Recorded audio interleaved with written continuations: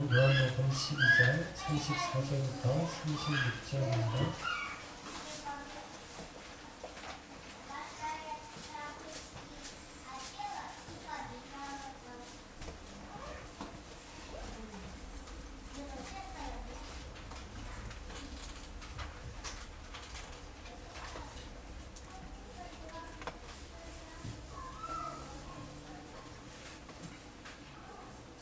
요한복음 12장 34절부터 36절 말씀, 저와 여러분이 한 절씩 읽고 마지막 절은 같이 읽겠습니다.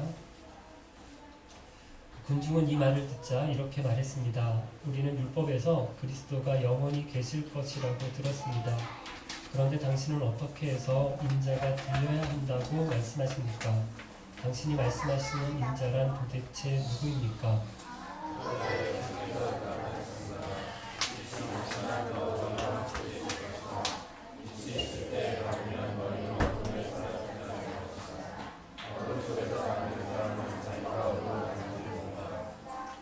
빛이 너희에게 있을 동안 빛을 믿어라. 그러면 너희는 빛의 아들이 될 것이다. 예수님께서는 이 말씀을 하시고 그들을 떠나 숨으셨습니다. 오늘 본문의 말씀이 특별한 이유는 예수님이 이 말씀을 일반 회중을 대상으로 말씀하시는 마지막 말씀이라는 것입니다. 예수님이 오늘 이 말씀을 끝으로 더 이상 일반 유대인들을 대상으로 가르치지 않으십니다. 그래서 36절 끝에 보면 예수님께서는 이 말씀을 하시고 그들을 떠나 숨으셨습니다. 이렇게 말씀하시는데 예수님이 제자들을 놓고는 말씀을 하셨어요. 가르치셨습니다. 제자들의 발을 씻기시면서 말씀해 주시고 최후의 만찬을 주시면서 또 말씀을 해 주셨어요. 여러 번 제자들을 계속해서 가르치셨습니다. 그런데 많은 사람들, 일반 유대인들을 대상으로 하시는 말씀은 오늘 이 말씀이 마지막 말씀입니다. 예수님이 뭐라고 사람들에게 말씀하십니까? 예수님이 하시는 말씀은 이 유대인들이 물어보는 것에 대한 대답인데요. 이 지난주 본문에서 예수님이 내가 땅에서 들려야 될 것이다. 땅에서 들려서 너희들을 이끈다라는 말씀을 하셨어요. 그러니까 유대인들이 이 예수님의 말씀을 듣고 땅에서 들린다? 예수님이 땅에서 들린다라고 하는 게 무슨 말인지를 알았습니다. 아니 이게 예수님께서 나무에 달리신다라는 것인가? 아니 예수님께서 지금 죽으신다라고 하시는 말씀이신가? 이걸 알아차렸어요. 그리고 이 사람들이 예수님께 뭐라고 얘기를 하는가 하면 34절 이렇게 물어보는 거예요. 군중은 이 말을 듣자 이렇게 말했습니다. 우리는 율법에서 그리스도가 영원히 계실 것이다 라고 들었습니다. 그런데 당신은 어떻게 해서 인자가 들려야 한다고 말씀하십니까? 당신이 말씀하시는 인자란 도대체 누굽니까?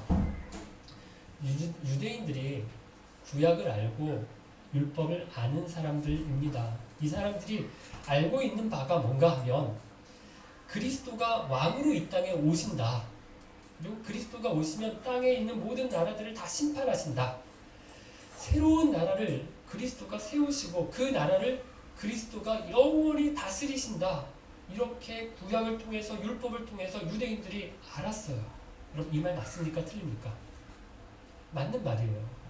선지자들이 율법에서 이렇게 기록이 되어 있습니다. 틀린 말이 하나도 없어요. 맞는 말입니다. 그런데 이렇게 보면 또 어떤가요? 예수님이 그리스도이신 것 같아요.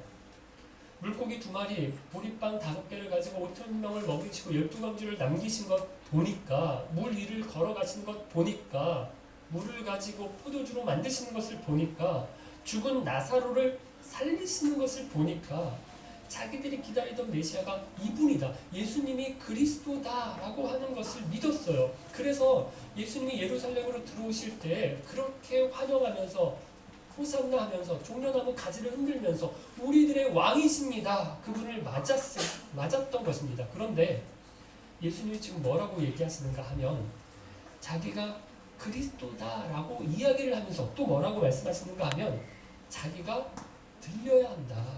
죽어야 한다. 이렇게 말씀하시니까 이 유대인들의 생각 속엔 앞뒤가 안 맞는 것입니다. 안 죽으셔야 되는데 살아계셔서 영원토록 이스라엘 나라를 다스리셔야 되는데 이게 자기들이 생각하는 것과 예수님 말씀하시는 것이 안 맞는 것입니다. 이건 뭘까요? 왜 유대인들이 생각하는 것하고 예수님이 말씀하시는 것하고 이렇게 틀립니까? 다릅니까? 유대인들이나 예수님이나 둘 다 그리스도를 이야기를 하고 있기는 한데 왜 이렇게 서로 딴판입니까? 둘 다 성경에 나와요. 유대인들이 기다린다라고 생각했었던 그 그리스도에 대한 말씀이 성경에 나오고요.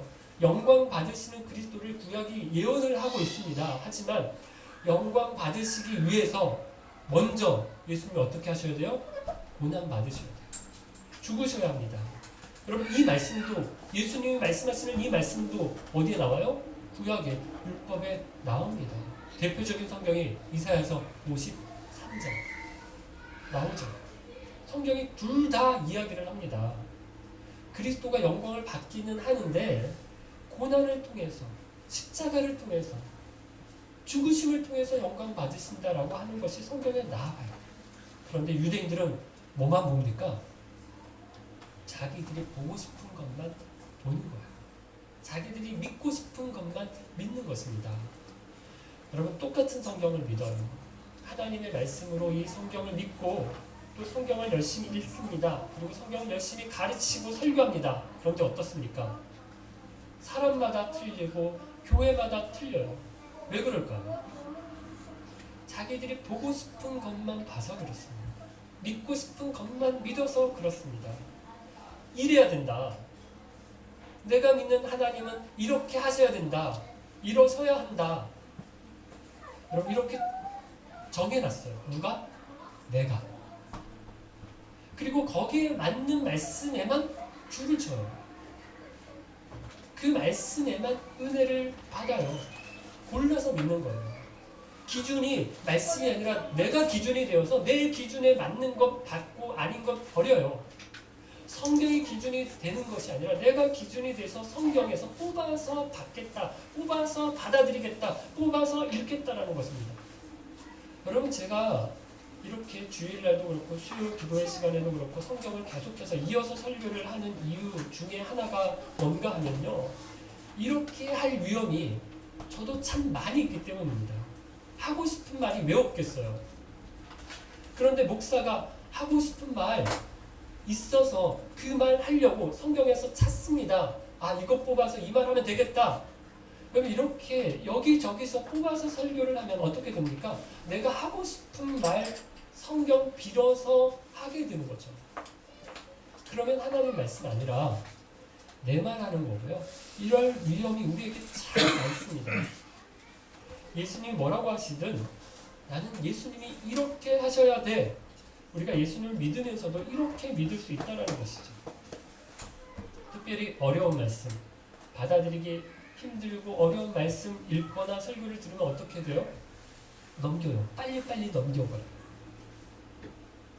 대충 읽고 패스합니다. 오늘 설교는 왜 이렇게 은혜가 없지? 진짜 은혜가 없는 게 아니라 물론 뭐 진짜 은혜가 제가 죽을 써서 은혜가 없었을 수도 있어요. 그런데 전 진짜 은혜가 없는 게 아니라 그럴 마음이 없는 거예요. 받아들일 마음이 없는 거예요. 그러다가 내 생각과 딱 맞아 떨어지는 말씀 읽거나 설교를 들어요. 그럼 어떻게 하나요? 빨간 볼펜으로 밑줄을 긋습니다. 형광펜 가져다가 거기다 칠까지 합니다. 아니 컴퓨터로 프린터를 해서 냉장고에 붙여놓고 계속 봅니다. 아니 코팅을 하거나 액자를 해서 걸어놓고 얼마 전에 이 선풍적인 인기를 끌었던 이런 문구가 있죠. 성구가 있죠. 야베스의 기도. 복에 복을 더하사 너의 지경을 넓히시고. 이 말씀에 많은 사람들이 꽂혔어요. 와, 그렇지 않아도 복복하는데 복에 복을 더하사라고 하니까 와, 짱이다. 거기다가 다들 이렇게 집 사고 땅 사기에 바쁜데 우리 강남 아줌마들 나의 지경을 넓히시고 하니까 서로 그 기도한다고 다들 야단이었어요. 기독교 서점에 가면 이 야베스의 기도 액자 해가지고 막 네모난 거, 길쭉한 거, 동그란 거 해가지고 얼마나 많이 팔았는지 모릅니다. 지금도 파는지 모르겠어요. 제가 한국 떠나온 지 오래돼서. 그럼 이런 설교 중에 또 긍정의 힘, 잘 되는 나 이런 책을 쓴 베스트셀러 작가 조엘 오스틴 목사님, 수정교회, 지금 이 교회 망해서 건물을 천주교에다 팔았어요. 로버트 슐러 목사님, 이런 분들의 설교를 들으면서 텔레비전 통해서 이런 분들의 설교만 골라서 들으면서 와 말씀 좋다, 은혜 받았다 이럽니다. 여러분, 기독교는 말씀의 종교입니다. 말씀은 하나님이 주시는 거예요. 하나님이 우리에게 주시는 대로 우리가 받는 것이지 내가 뽑아서 요건 됐고 요건 아닙니다. 그럼 여기서 뽑고 저기서 뽑아서 나한테 맞추고 편집해서 성경책 가지면 안 되는 거죠. 어떤 말씀이라도 내가 좋은 말씀이든 좋지 않은 말씀이든 내 생각과 맞는 것이든 내 생각과 좀 다른 것이든 모든 말씀을 하나님의 말씀으로 받으시기를 바라고요. 하나님 말씀하십시오. 제가 듣겠습니다. 주님의 말씀이 이루어지기를 원합니다. 믿음의 사람들이 그렇게 고백하며 주님 말씀에 죽음의 자리에까지 가서 순종하면서 살았던 것처럼 주님 뜻 이루어드리는 저와 여러분 되시기를 바랍니다. 유대인들이 어떻게 그리스도가 들려야 합니까? 이렇게 예수님께 물어보니까 그리스도라면 왜 죽으셔야 합니까? 이렇게 예수님께 물어보니까 예수님이 유대인들에게 대답하시는 말씀이 35절, 36절인데요. 두 가지 말씀을 하십니다. 첫 번째는 계속 해오시던 말씀이신데 다시 한번 기억하게 하시는 말씀을 해주시고요. 두 번째는 명령해 주시고 약속해 주시는 말씀을 해주십니다. 첫 번째, 다시 깨닫게 해주시는 말씀은 예수님이 내가 빛이다 라고 하는 것입니다. 35절인데 같이 한번 읽어볼까요? 그러자 예수님께서 대답하셨습니다. 빛이 잠시만 더 너희와 함께 있을 것이다. 빛이 있을 때에 다니면 너희는 어두움에 사로잡히지 않을 것이다. 어둠 속에서 다니는 사람은 자기가 어디로 가는지 모른다.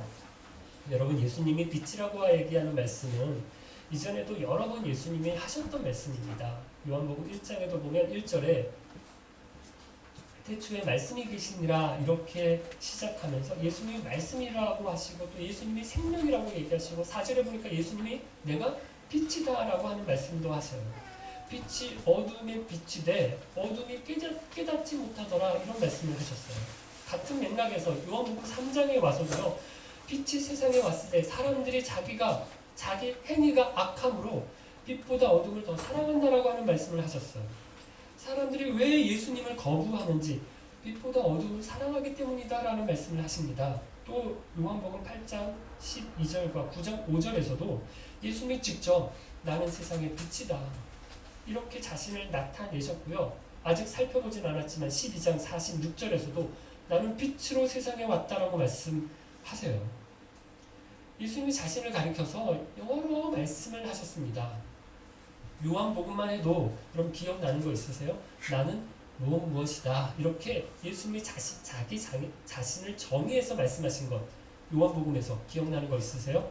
나는 길이다, 진리다, 뭐 이런 생명이다, 그렇죠? 그리고 또 나는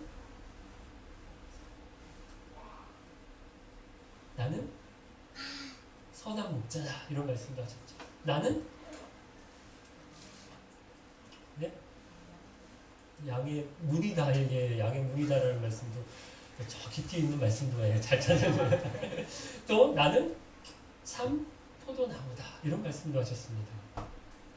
생명의 떡이다 나는 이런 말씀도 하셨죠. 여러 말씀 하셨지만 나는 빛이다 라고 하는 말씀 참 많이 하셨어요. 그런데 이제 회중들 앞에서 하시는 이 마지막 말씀이잖아요. 뭐 마지막 말씀을 길게 하신 것도 아니에요. 몇 절에 했습니까? 딱 2절. 35절, 36절 딱 2절밖에 안 되는 이 마지막 말씀을 하시면서 여기서도 뭘 얘기하세요? 다시 한번 얘기하십니다. 나는 빛이다. 그것도 35절, 36절 이 2절 안에 빛이라고 하는 말씀이 몇 번 나오는지 보십시오. 35절, 36절. 제가 한번 읽어볼게요. 그러자 예수님께서 대답하셨습니다. 빛이 잠시만 더 너희와 함께 있을 것이다. 빛이 있을 때에 다니면 너희는 어둠에 사로잡히지 않을 것이다. 어둠 속에서 다니는 사람은 자기가 어디로 가는지 모른다. 빛이 너희에게 있을 동안 빛을 믿어라. 그러면 너희는 빛의 아들이 될 것이다.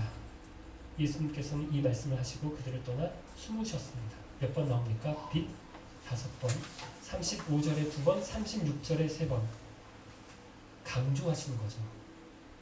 그래서 여러분, 저도 예수님이 빛이다, 빛이십니다 라고 하는 설교를 참 많이 했어요.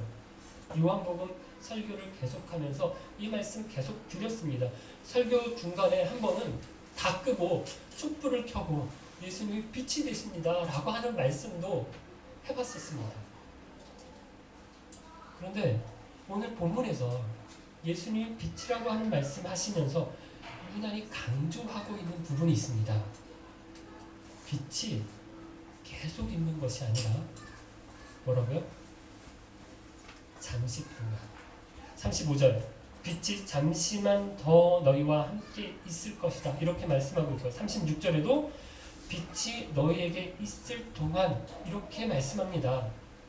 여러분, 기회가 계속 있다라는 게 아니에요. 여러 캠프를 하는 주간에 제가 굉장히 바빴습니다. 너무 무리를 해서 그런지 이번 주간에 병이 왔어요. 그래서 계속 해롱되고 있는데 캠프 준비도 바빴지만 강사로 오신 지창현 목사님 모시고 여기저기 둘러보느라 또 바빴어요. 월요일날 저녁에 공항에 내리자마자 태우고 끄레물을 가서 11시까지 이렇게 막 여기저기 막 다 보여, 거기에서 볼만한 건 다 보여주고 구세주 성당에 하면서 막 걸어다니면서 다 보여주고 화요일하고 수요일날도 교사 세미나 마치고 또 시차 때문에 힘들어하는 친구를 끌고 여기저기 막 데리고 다녀서 뭐 밤 10시, 11시 막 들어왔어요. 시간이 없는 거예요. 목요일날 캠프를 시작하면 토요일 오후에 사실 먹고 프로그램 3시에 마치면 바로 공항 가서 서울 가야 되니까 시간이 없으니까 제가 그래도 모스크바까지 왔는데 몇 군데는 좀 보여줘야 되지 않을까 이런 마음, 뭐 보고 싶은지 안 보고 싶은지는 물어보지도 않았어요. 하여간 제가 보여줘야 되겠다라는 의무감에 막 끌고 쉴 틈도 없이 막 다녔습니다. 그럼 여기 오래 사시는 분 아직 안 가보신 데 많으시죠? 1년 넘게 2년 정도 가까이 계시면서도 뭐 여행 2, 3일 왔다 가는 사람도 다 가보는데 안 가보신 분 많으실 거예요. 끄림을 안에 아직 안 들어가 보신 분 많으시죠? 원래 서울 사는 사람들이 남산타워 이런 데 안 올라가 봅니다. 63빌딩 이런 데 안 가보죠. 시골에서 서울 관광 오신 분들 이런 데 가서 와, 이 서울이 이런 데인가 보다 이렇게 하시는 거죠. 왜 이럴까요? 사니까 언젠간 가보겠지. 그렇게 넘어가는 거죠. 여러분, 빛이 계속 있는 것이 아니에요. 기회가 계속 있는 게 아닙니다. 언젠간 문이 닫혀요. 제가 휴가 갔을 때 주보를 보니까 변상재 선교사님이 오셔서 에녹 이야기를 하신 것 같아요. 그러셨었죠? 뭐라고 하셨나요? 에녹이 아들을 낳고 이름을 지었는데 이름을 무드셀라라고 지었어요. 그럼 무드셀라의 이름의 뜻이 뭐라고 혹시 얘기를 하셨나요? 창 던지는 자라고 하는 뜻이 원래 뜻이고요. 그러면 성경의 그 히브리 전통에 창 던지는 자가 죽으면 종말이 온다, 심판이 온다. 창 던지는 자가 누구냐면 군인들, 군대 앞에서 제일 장수예요. 관우, 뭐 장비 이런 사람이죠. 다윗도 한번 이렇게 섰었어요. 그래서 물맷돌 던져가지고 골리앗 장수를 이겼잖아요. 골리앗 장수가 죽으니까 블레셋 군인들 다 전멸되었죠. 그러면 창 던지는 자가 죽으면 군대의 사기가 꺾여요. 그래서 집니다. 그럼 왜 에녹이 아들을 낳고 이름을 무드셀라라고 지었나요? 하나님이 세상을 심판하신다라고 하는 말씀을, 계시를 에녹에게 준 거예요. 그 깨달음 때문에 아들을 낳고 이름을 뭐라고 지었어요? 무드셀라라고 지었어요. 실제로 무드셀라가 이 사람 세상에서 제일 오래 성경에 기록된 사람 중에 오래 사는 969세 살았어요. 근데 무드셀라가 죽던 해에 진짜 노아의 홍수가 있었습니다. 정말 하나님이 세상을 심판하신 거죠. 그러니까 에녹이 하나님과 동행하는 사람이다. 죽음을 보지 않고 하늘로 올라간 사람이다. 우리가 이렇게 유명한 사람으로 에녹을 알고 있는데 에녹이 처음부터 하나님과 동행하고 그러지 않았어요. 언제부터? 하나님의 말씀을 받고서 무두셀라를 낳고서부터 하나님이 심판하신다라는 것을 말씀을 듣고서부터 깨닫고서부터 하나님과 동행하는 삶을 살았던 것입니다. 여러분, 빛이 우리 가운데 있고요. 우리의 생명이 아직 남아 있어서 우리에게 기회가 있습니다. 그런데 이게 계속 있는 것은 아닙니다. 그저께 아내가 꺽꺽꺽꺽했어요. 화장실 앞에서 쓰러졌다고 애들이 그랬어요. 봐봤어요. 얼굴이 청박해져가지고 이렇게 소파에 이렇게 누워 있었는데 거의 얼굴이 하얗고 몸도 막 거의 하얘요. 뭐가 어떻게 된 건지 조금 체한 것 같고 해서 제가 한 번도 안 따본 걸 이렇게 반을 가져와가지고 막 찔러서 이렇게 피도 잘 안 나오더라고요. 안 해봤어요. 이렇게 한번 따보고 막 이랬는데 괜찮은 줄 알고 놔뒀더니 이렇게 좀 자고 일어나서 좀 나아졌다고 그러긴 하는데 그 이후로도 몇 번 이렇게 되게 심한 통증이 있었대요. 자기가 죽을 뻔했다고 그렇게 얘기를 하더라고요. 언제 우리가 어떻게 될지 모르는 사람들입니다. 모스크바에 계시는 선교사님들, 특별히 사모님들 다들 많이 아프세요. 이본덕 선교사님 사모님 갑상선 암이라서 작년에 수술받고 돌아오셔서 계속 병원에 다니시면서 지금 체크하고 계시죠. 성인재 선교사님 사모님 지난 봄에 들어가셔서 결핵인가 판정 받으시고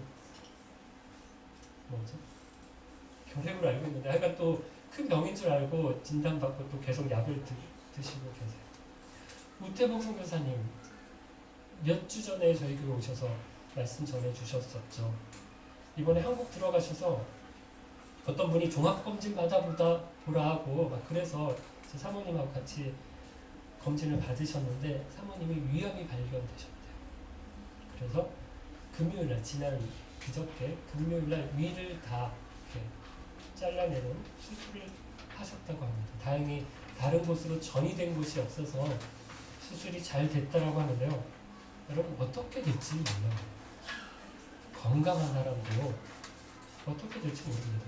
그럼 우리가 다 자녀 교육 이런 거 대비해서 어떤 분들 교육법 이런 거 들어놓으셨을 거예요. 노후 대책도 퇴직 후도 좀 준비하고 그럽니다. 그런데 여러분, 왜 사후 대책은 안 하십니까? 언젠가 우리가 다 죽을 텐데 사망보험 이거 들어놓는다고 대책을 세우신 게 아니에요. 이거는 보험 나오면 이거 누가 가져요? 난 몰라요. 나는 상관없어요.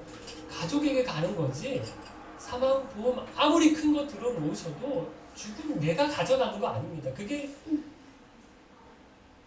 대책을 세운 게 아니에요. 그럼 어떻게 해야 됩니까? 두 번째 말씀인데요. 예수님의 명령이고 약속입니다. 36절 같이 한번 읽어보겠습니다. 빛이 너에게 있을 동안 빛을 믿어라. 그러면 너희는 빛의 아들이 될 것이다. 예수님께서는 이 말씀을 하시고 그들을 떠나 숨으셨습니다.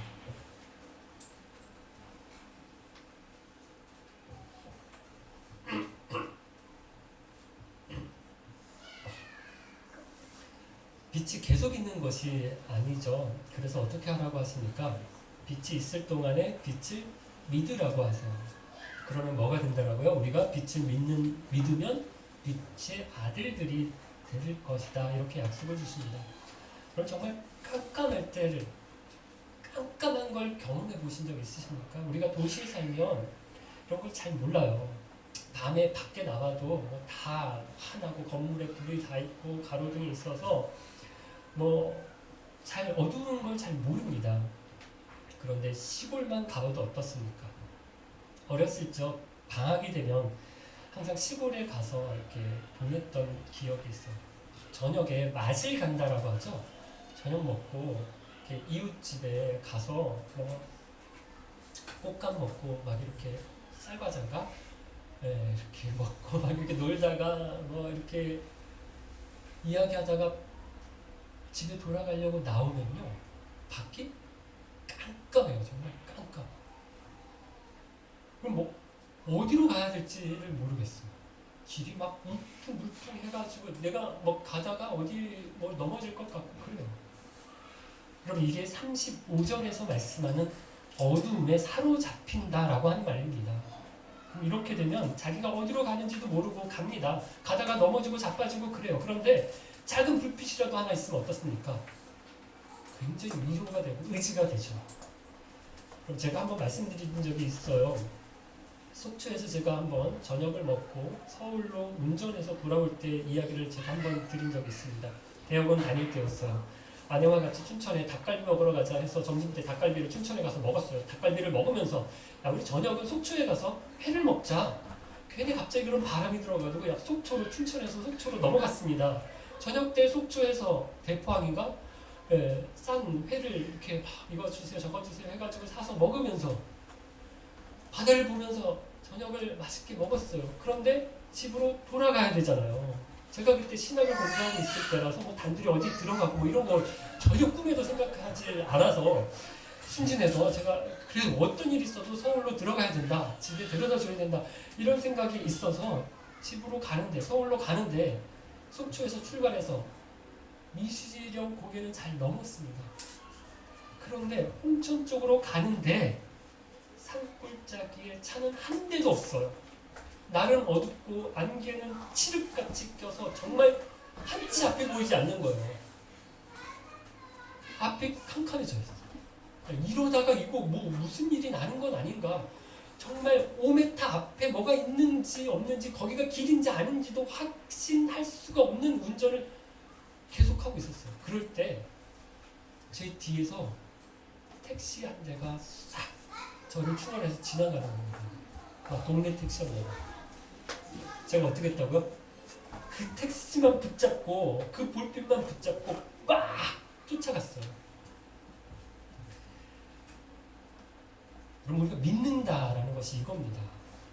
그걸 믿는 거예요. 망망대해 어디로 가야 할지 모르는 인생의 바다에서 뭘 믿겠습니까? 누굴 바라보겠습니까? 예수님이 자신을 빛이라고 하세요. 나를 믿으라고 하십니다. 구약 열왕기 하 6장에 보면 이스라엘과 아람 나라가 전쟁을 하고 있을 때 아람이 이스라엘을 못 이겨요. 왜 이렇게 우리가 이스라엘 쟤네들 이길 수 있을 것 같은데 못 이기지? 이렇게 알아보니까 뭐가 문제다? 이스라엘 나라의 누구 때문이다?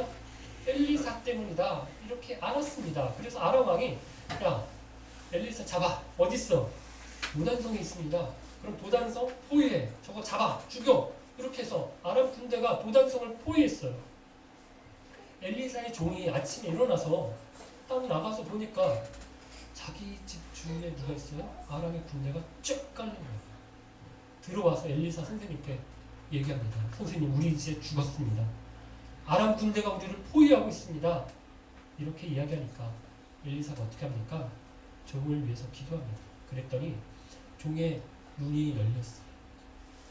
그리고 밖을 나가 보니까 뭐가 보여요? 아람의 군대가 있어요. 있긴 있어요. 그런데 또 뭐가 보여요? 하나님의 군대가. 아람의 군대를 포위하고 에워싸고 죽이려고 창을 들고 있는 것을 보았습니다. 여러분 우리가 믿는 예수님이 참 빛이십니다. 무슨 빛을 보고 계시나요? 야, 저 자리만 가면 안심이다. 야, 저것만 성사되면 오케이다. 야, 저 사람만 나를 도와주면 좋겠는데. 아닙니다. 빛이 아닙니다. 그게 빛이 아니고요. 그것이 우리 믿을 바가 아닙니다. 예수님만 믿으시기를 바랍니다. 그러면 우리가 어떻게 된다라고요? 빛의 아들이 된다라고 말씀하십니다. 여러분 빛의 아들이 어떤 사람일까요?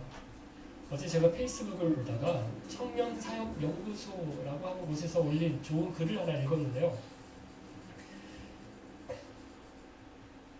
금산교회 조덕삼 장로와 이자익 목사 이야기라고 해서 올라온 글이 있었어요. 원래 조덕삼 장로는 마을 유지구역 양반이었어요. 이자익 목사는 그 집에서 일하는 마부였대요. 근데 이 두 사람의 이야기를 보면요, 빛의 자녀들이 어떤 사람들인가 생각해 볼 수 있을 것 같은데요. 1904년, 이제 오래된 1904년 봄에 테이트라고 하는 선교사가 전주에서 정읍을 왕래하면서 복음을 전했대요. 우리 임유화자님 고향이시죠. 전주에서 정읍을 오고 가면서 복음을 전했는데 그 중간 지점인 이 용화 마을에 자주 머물곤 했는데요. 그날도 용화 마을에서 제일 가는 부자였던 이 조덕삼의 집 마방에 마곡간에 말을 맡기고요. 하룻밤을 그 집에서 묵는데 그 동안에 테이트 선교사를 지켜봐온 이 조덕삼이 주인이 테이트 선교사에게 이렇게 물었답니다. 당신은 살기 좋은 당신 나라를 떠나서 두고 왜 여기 가난한 나라에 와서 이 고생을 하고 있는가? 이렇게 물으니까 테이트 선교사가 하나님의 특별한 사랑 때문입니다. 이렇게 답을 하더라는 것입니다. 조덕삼이 그 말을 듣고 이 선교사의 헌신에 감동을 받아서 자기 사랑채를 내어주고 여기서 예배를 드리도록 했는데 그게 금산교회의 출발이라고 얘기를 해요. 이자익이라고 하는 사람은 17살 때 조덕삼을 만났는데요. 6살 때 부모님을 잃고 고아가 되어서 고향인 남해를 떠나서 여기저기 떠돌아다니다가 금산까지 왔고요. 조덕삼을 만나서 그 집에서 마부로 일을 하게 되었는데요. 배운 게 하나도 없는 이자익이 고개 너머로 배운 이 천자문을 보고 듣고 외우는 것을 보고 주인 조덕삼이 자기 아들과 같이 공부를 하도록 하고요. 신앙생활도 같이 했다는 것입니다. 조덕삼과 이자익이 함께 믿음을 이렇게 금산교회에서 키운 지 3년이 지난 1907년에 이 금산교회에서 장로 장립 투표를 하는데 묘하게도 두 사람이 같이 후보로 올라왔대요. 누가 됐을까요? 투표 결과 주인 조덕삼이 떨어지고 이자익이 장로가 된 것입니다. 주인이 떨어지고 나이가 많으신 양반이 떨어지고 종인, 쌍놈, 자기 아들뻘 되는 이자익이 장로가 된 거예요. 그러니까 분위기가 자기들이 뽑았지만 분위기가 묘하게 싸하게 그때 조덕삼이 일어나서 이렇게 말을 했대요. 우리 금산교회 성도들은 참으로 훌륭한 일을 해냈습니다. 저희 집에서 일을 하는 이자익 영수가 저보다 신앙의 열의가 대단합니다. 그를 뽑아주셔서 참으로 감사합니다.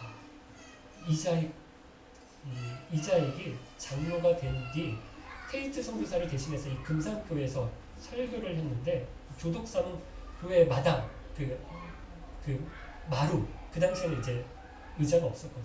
이제 마루에 무릎을 꿇고 앉아서 그 말씀을 열심히 들었고요. 집에서는 반대로 이자익이 또 조덕삼을 주인으로 성실하게 섬겼다는 것입니다. 이 조덕삼은 자기 종을 장로로 섬겼을 뿐만 아니라 그가 평양에서 신학을 공부하도록 학비를 지원하고 후원했고요. 나중에 금산교회 목사로 청빙을 해서 담임 목사가 되도록 헌신하고 노력했고요. 본인은 조덕삼은 그 교회 장로가 되어서 이자익 목사와 조덕삼 장로가 함께 금산교회를 잘 섬겼다라고 하는 이야기가 한국 교회 역사에 남아있다는 거예요. 사랑하는 기쁨 가족 여러분, 어떻게 이런 일이 일어날 수 있었을까요? 빛의 자녀로 살았기 때문입니다.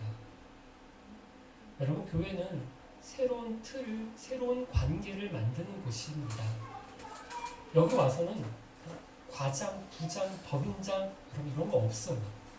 나이 몇 살 맞는 것 가지고 뭐 높이고 나보다 어리다고 하대하고 뭐 이런 거 없습니다. 좀 많이 배웠다고 좀 많이 못 배웠다고 이런 거 가지고 좀 잘 산다고 좀 못 산다고 여러분 이런 거 가지고 차별하는 거 없어요. 누구나 다 뭐예요? 형제요? 누구나 다 자매님입니다. 왜 그렇습니까? 빛의 자녀들은 새로운 법을 따릅니다. 새로운 세상, 새로운 나라에서 사는 사람들이에요. 그러니까 비록 양반 쌍놈이 있었던 시대라도 교회에서는 새로운 신분으로 만났던 것입니다. 사랑하는 여러분, 기쁜 교회 공동체가 그런 면에서 빛이 되어야 합니다. 저와 여러분이 세상이 줄을 세우는 방식, 돈 가지고 있는 사람부터 없는 사람까지 줄 세우고, 학벌 가지고 높은 사람부터 낮은 사람 줄 세우고, 외모 가지고 줄 세우고, 지위 가지고 줄 세우고, 그렇게 세상은 끝없이 여기 가면 이 방식으로 저기 가면 저 방식으로 줄 세우는 방식으로 우리를 기준 삼으려고 하지만 우리는 전혀 다른 차원에서 살아야 합니다. 그래서 많은 사람들이 저와 여러분을 보고 다르구나, 우리가 따르는 방식을, 우리가 섬기는 법을 보고 쟤네들은 우리가 사는 법과 다른 법 아래서 사는구나, 우리가 사는 나라와는, 세상 나라와는 다른 나라에서, 하나님 나라에서 살아가는구나 느껴야 합니다. 기쁜 교회 공동체는 세상에 있는 어떤 모임이나 조직과는 다른 그런 모습을 보여주어야 합니다. 이것이 빛의 자녀들이 살아가는 삶인 것입니다. 말씀 생각하면서 하나님이시여 같이 찬양하겠습니다.